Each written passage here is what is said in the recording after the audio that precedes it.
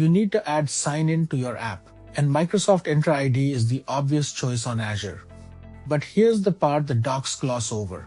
There are two distinct products under that name, and picking the wrong one means replatforming your auth later. The first is Workforce Entra ID for your own employees and partners. The second is Entra External ID, the successor to Azure AD B2C for your customers and consumers. In the next few minutes, I'll show you what each one does well, where each one hurts, the cost and ops trade-offs, and a crisp rule for which to reach for. Let's get into it. Both products speak the same standards, so the wiring in your app looks nearly identical. At the bottom, you have OpenID Connect and OAuth 2.0. On top of that, Microsoft ships the Microsoft Authentication Library, MSAL, for browser, mobile, and back-end apps. Above that sits your app registration, which defines redirect URLs, scopes, and client secrets or certificates. And at the top, the tokens your app actually consumes, an ID token that proves who the user is, and an access token that authorizes calls to API is like Microsoft Graph. Because the foundation is shared, the real decision isn't protocol, it's which tenant type hosts your users. Workforce Entra ID is built for organizational identity. If your users already have a corporate account, this is single sign-on with almost no friction. You get conditional access policies, multi-factor authentication, device compliance checks, and group-based access control out of the box. It integrates natively with Microsoft 365 and thousands of pre-integrated SaaS apps. The pain shows up when you try to bend it toward consumers. You don't want to create employee-style accounts for 1 million shoppers, and self-service sign-up with social logins isn't its sweet spot. Reach for Workforce Entra when your audience is internal staff, B2B partners, or line of business tools behind a corporate login. Entra External ID is purpose-built for customer-facing apps. It gives you customizable sign-up and sign-in flows. Social identity providers like Google and Facebook, email one-time passcodes, and branded pages you control.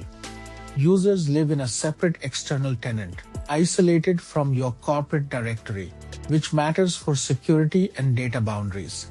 It scales to millions of consumer identities and prices on monthly active users, so you pay for who actually shows up. The trade-off: you'll spend time customizing flows and user attributes, and it lacks the deep Microsoft 365 and conditional access richness of the workforce side. Reach for external ID when strangers on the public internet need accounts. Here's the decision laid out. Workforce Entra targets known organizational users. External ID targets unknown consumers. Workforce gives you conditional access, device compliance, and Microsoft 365 integration. External ID gives you custom branding, social providers, and self-service onboarding. On cost, Workforce licensing is tied to your Microsoft 365 or Entra plans per user, while External ID builds on monthly active users with a free tier for the first 50,000. Note those numbers move, so check the current Azure pricing page before you commit. Operationally, both use the same MSAL code, but they're separate tenants you can't merge later. Whichever tenant you choose, the app code is almost the same. Here's a minimal ASP.NET configuration using Microsoft.Identity.Web. You point the authority at your tenant, set the client ID from your app registration, and declare the scopes you need. The only thing that really changes between Workforce and External ID is the authority URL and the tenant. That portability is the good news. Prototype against one, and the integration pattern carries over. The bad news is your user store does not carry over, so decide early. Architecturally, here's the round trip. The user's browser hits your web app, which redirects to Entra for sign-in. Entra authenticates the user and returns tokens to your app. Your app then uses the access token to call a protected API, and that API validates the token against Entra's published keys. Secrets and certificates for your app registration belong in Azure Key Vault, not in config files.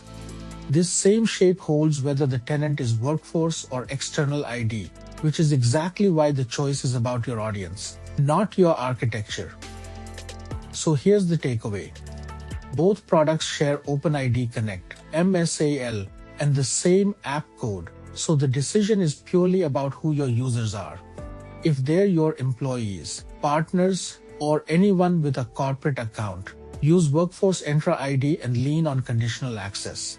If they're consumers signing up from the public internet, use Entra External ID in a separate tenant. The one concrete action. Before you write a line of auth code, decide which tenant type hosts your users, because you can't merge them later. And since pricing and free tiers shift, confirm the current numbers in the Azure docs first. If this helped, do me a favor, hit the like button, subscribe, and tap the bell so you don't miss the next one. See you in the next video.